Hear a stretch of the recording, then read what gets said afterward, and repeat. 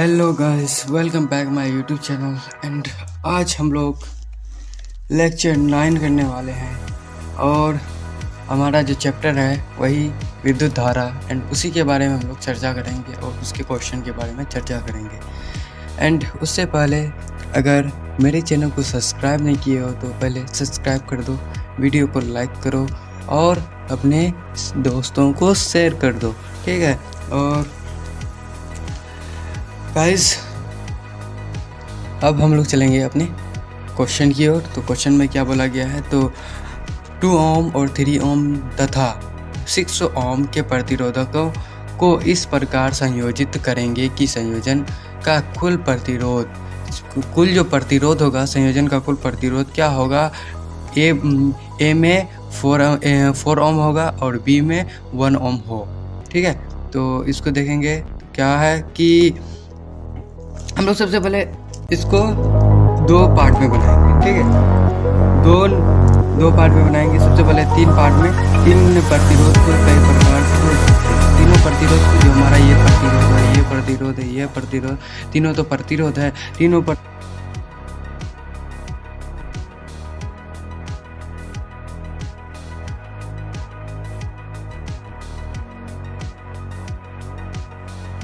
इसमें क्या है कि वो जो है तीनों प्रतिरोध को कई प्रकार से जोड़ सकते हैं। सबसे पहला श्रेणी क्रम में जोड़ेंगे, उसके बाद समांतर क्रम में जोड़ेंगे, उसके बाद मिश्रित समूह में जोड़ेंगे, ठीक है। तो सबसे पहले श्रेणी क्रम में देखते हैं। तो श्रेणी क्रम में जोड़ेंगे तीनों प्रतिरोधों को। तो श्रेणी क्रम में जोड़ने पर क्या होगा, श्रेणी क्रम में जोड़ेंगे तीनों प्रतिरोधों को। तो श्रेणी क्रम में किस प्रकार से जोड़ा जाएगा, तो ये हमारा वायर है और यहाँ पे एक प्रतिरोध है कितना ओम का, 2 ओम का, और एक दूसरा है 3 ओम का, और एक तीसरा है 6 ओम का। ये हमारा ए का विभवांतर, ये बी का विभवांतर। तो इसे हम लोग R1 करेंगे क्योंकि ये हमारा प्रतिरोध पहला है और ये हमारा R2, ये R3। तो हम लोग सबसे पहले इसके श्रेणी क्रम का फॉर्मूला लगाएंगे। तो श्रेणी क्रम का फॉर्मूला क्या होता है, तो R जो S होता है, RS से R1 plus R2 plus R3, ये होता है उसका फॉर्मूला। तो इसमें क्या हो जाएगा, ये 2 प्लस ये कितना दिया गया है, हमें 3 दिया गया है, प्लस ये 6 कितना हो जाएगा गाइस, तो हमारा 11 ओम आ जाएगा, ठीक है। अब हम लोग हमारा श्रेणी क्रम में जोड़ने पर हमारा ये हमारा वैल्यू आया। अब हम लोग समांतर क्रम में जोड़ेंगे। समांतर क्रम में जोड़ने पर क्या होगा, समांतर क्रम में जोड़ने पर समतुल्य प्रतिरोध को देखेंगे।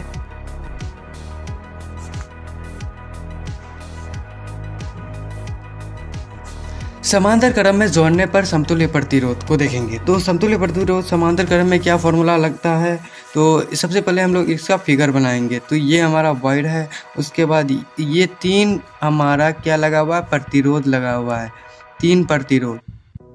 ये वायर है, ये हमारा A पॉइंट, ये B पॉइंट, और यहाँ पे एक प्रतिरोध, और यहाँ पे एक और प्रतिरोध, और यहाँ पे एक और प्रतिरोध। 3 प्रतिरोध हो गया। इसे हम लोग R1, R2 और ये R3 मानेंगे। यानी यहाँ पे 2 ओम, यहाँ पे 3 ओम या 6 ओम। तो हम लोग सबसे पहले इसका फॉर्मूला लगाएंगे। तो फॉर्मूला RP क्या होता है, 1/RP क्या होता है, 1/R1 plus 1/R2 plus 1/R3।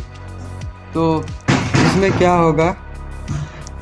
क्या होगा कि 1/RP जो होगा, RP equal to 1/R12 plus 1/R2 कितना है, तो हमारा 1/3 प्लस 1/6 है। तो इसका जब हम लोग एलसीएम करेंगे तो कितना आएगा भाई साहब, इसका एलसीएम करने पे 6 आएगा, और 6 यहाँ पे कितना आ जाएगा हमारा 3, और यहाँ पे 2 प्लस 1 यहाँ पे आ जाएगा। अब हम लोग जोड़ेंगे इसे तो कितना आ जाएगा, 6/6, इसको काटोगे तो 1 आएगा, यानी 1 ओम आ रहा है हमारा समांतर क्रम में जोड़ने पर समतुल्य प्रतिरोध।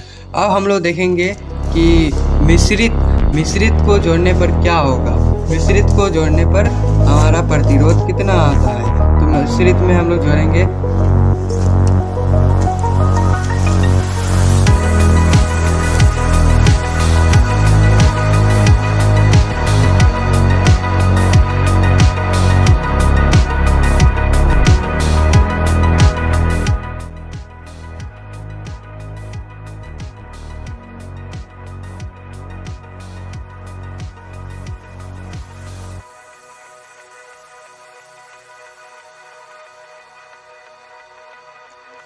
अब क्या होगा कि हम लोग अतः सभी यानी सभी तीनों प्रतिरोध को समांतर क्रम में जोड़ने पर समतुल्य प्रतिरोध यानी 1 ओम और 1 ओम प्राप्त होगा।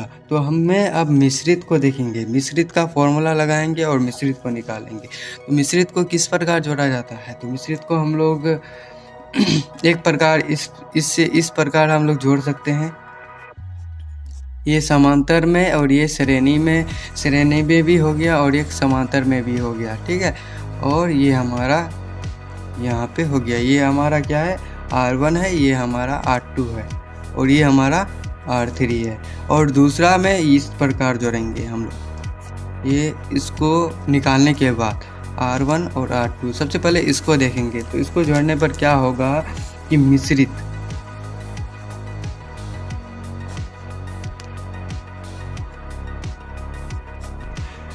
समूहन में क्या होगा कि R1 हमको 2 ओम दिया गया है, R2 हमारा 3 ओम दिया गया है और R3 हमें 6 ओम दिया गया है। तो क्या होगा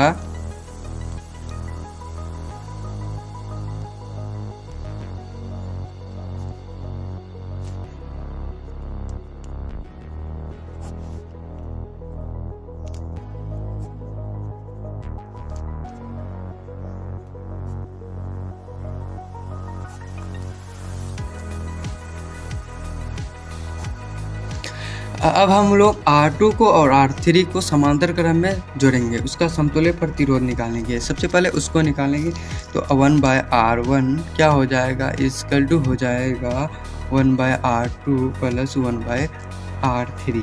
तो 1/R1 क्या है, R1 में कितना है 3, 1/3 1/6, इसका लोगे तो ये हमारा 6, ये 2 + 1 आया तो 3/6 आया, इसको काटोगे तो 2 आएगा। तो 2 आएगा हमें, यानी R1 जो प्राप्त हुआ हमें कितना प्राप्त हुआ, 2 प्राप्त हुआ, ठीक है। अब हम लोग क्या करेंगे, अब हम लोग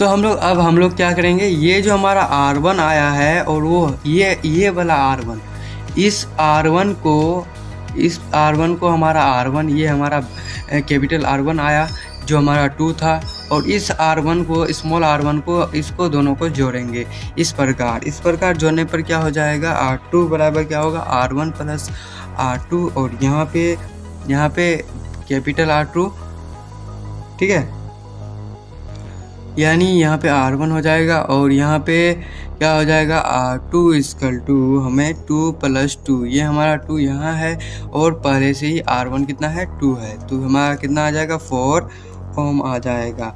ये हमारा आंसर आ गया, ठीक है। एंड अतः अगर आप लोग लिख लें, ये अपने इसको बनाने के बाद आप लोग अपने नीचे लिख लीजिए, ठीक है। तो लिखें कि अतः दूसरे तीसरे प्रतिरोधों को समांतर क्रम में जोड़कर उसे पहले प्रतिरोध को 7 श्रेणी क्रम में जोड़ने पर समतुल्य प्रतिरोध 4 ओम प्राप्त होगा। ये आप लोग लिख लें, ठीक है। कहाँ से, अतः तीसरे प्रतिरोधों को समांतर क्रम में जोड़कर उसे पहले प्रतिरोध को साथ में श्रेणी क्रम में जोड़ने पर समतुल्य प्रतिरोध 4 ओम प्राप्त होगा। ये आप लोग लिख लें, ठीक है। अब हम लोग चलेंगे नेक्स्ट क्वेश्चन की ओर। अब इस क्वेश्चन में क्या बोला गया है तो देखते हैं इस क्वेश्चन में क्या बोला गया है। तो 4 ओम, 8 ओम, 12 ओम और 24 ओम की 4 कुंडलियों किस प्रकार संयोजित करें कि संयोजन में अधिकतम, सबसे पहला अधिकतम हो और दूसरा न्यूनतम प्रतिरोध प्राप्त हो सके। अधिकतम प्रतिरोध प्राप्त हो सके और न्यूनतम प्रतिरोध प्राप्त हो सके। तो इसको देखने के लिए सबसे पहले हम लोग देखेंगे, सबसे पहले हम लोग इसको निकालेंगे। तो सबसे पहले हम लोग अधिकतम को प्राप्त करने के लिए सभी प्रतिरोधों को श्रेणीक्रम में जोड़ना चाहिए। तो हम लोग देखेंगे, ठीक है। तो ए पार्ट में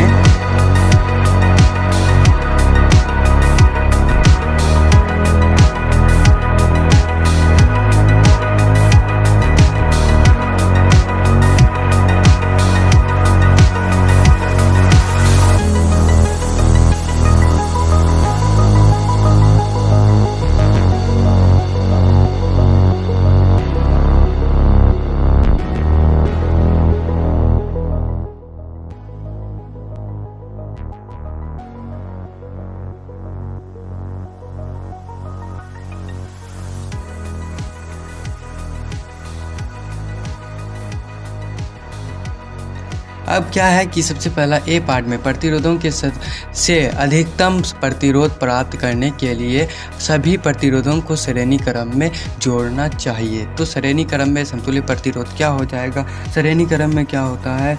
R series equal to R1 plus R2 plus R3। हमें कितना दिया गया है प्रतिरोध? 1 2 3 4 दिया है, तो हम लोग R4 लिखेंगे। तो इसमें RS क्या हो जाएगा? ये 4 दिया गया है, 8 दिया गया है और 12 दिया गया है और हमें कितना दिया है? 24 दिया गया है। इसको जोड़िएगा तो आप लोगों का 48 ओम आ जाएगा। एंड अब हम लोग दूसरे पार्ट में देखेंगे, बी पार्ट में।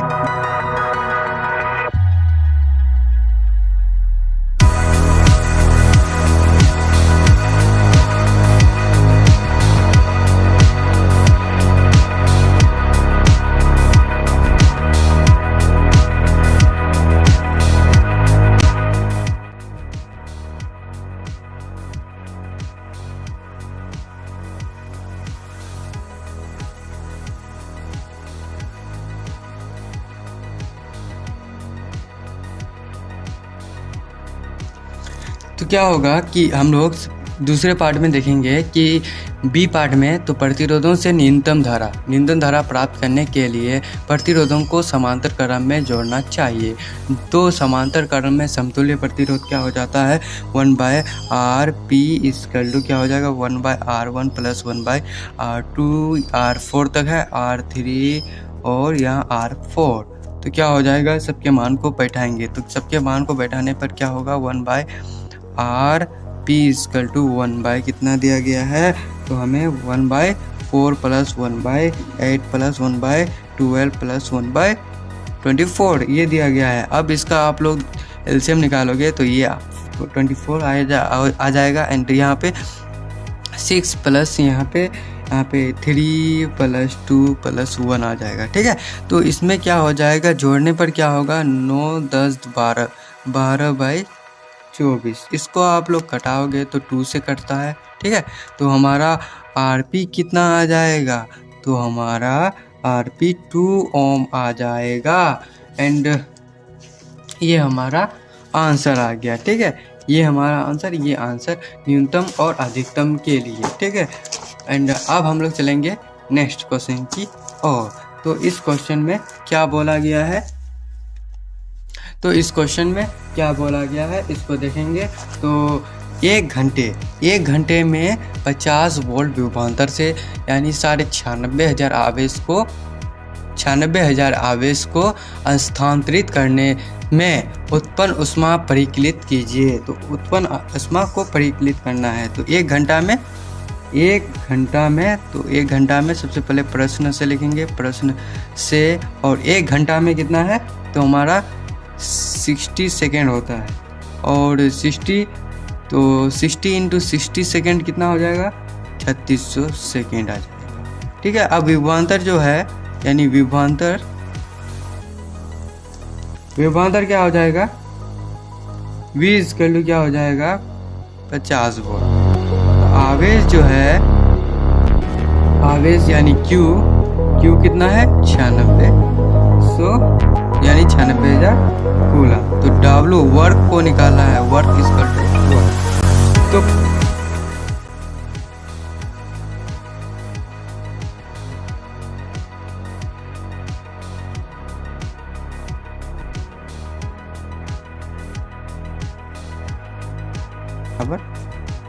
तो क्या होगा कि परिपथ द्वारा उत्पन्न ऊष्मा किए गए कार्य के बराबर होगी।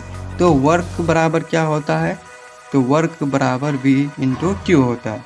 वर्क को इस तरह के, और हमारा विभवांतर 50 दिया गया है इंटू, और ये हमारा कितना दिया गया है 96,000 कूलम। इसको करोगे आप लोग मल्टीप्लाई, तो ये हमारा 48 कितना आ जाएगा, कितना जीरो आ जाएगा 50 आ जाएगा, 50 आ जाएगा, 50, ठीक है। एंड वर्क बराबर अगर आपको इसको ये करना है, पावर में लिखना है, तो 4.8 इंटू 10⁶ जूल आंसर आ जाएगा।